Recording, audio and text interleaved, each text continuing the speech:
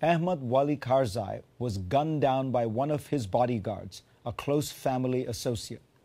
Ahmed was Hamid Karzai's half-brother and ran the crucial southern provinces of Afghanistan for Karzai. His death has properly been described as a huge setback for Karzai and for the international coalition that is trying to support the Karzai government in Kabul. But let's try to understand why Ahmed Wali Karzai was such a crucial figure, because it provides a window into understanding the future of Afghanistan.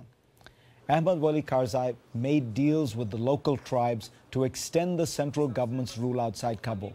He was ruthless with tribes that would not support his brother, cutting them off from any aid and military assistance. In addition, he gave the American and British forces in Afghanistan information on hostile tribes, providing crucial intelligence on key groups of militants.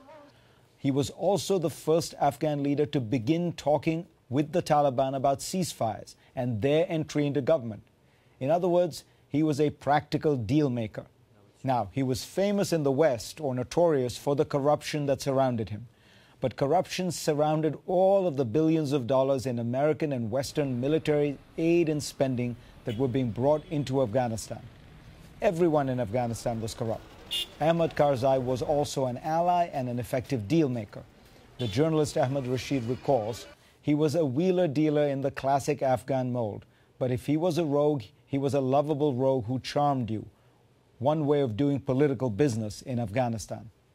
Karzai's death reminds us that it is the kind of political business that he excelled at that we need urgently. That is what will ultimately bring stability to Afghanistan. Whether the United States has 100,000 troops or 50,000 troops, whether it withdraws at a slow or a rapid pace, at some point the Afghan government will have to make deals with those who wield power on the ground. The effort to totally destroy those hostile forces has not worked for 10 years, and it likely will never work in a country with Afghanistan's geography, ethnicity, and history. What will work is a political settlement or a series of political settlements among various parties supported by the many regional powers that surround Afghanistan and have been supporting these groups.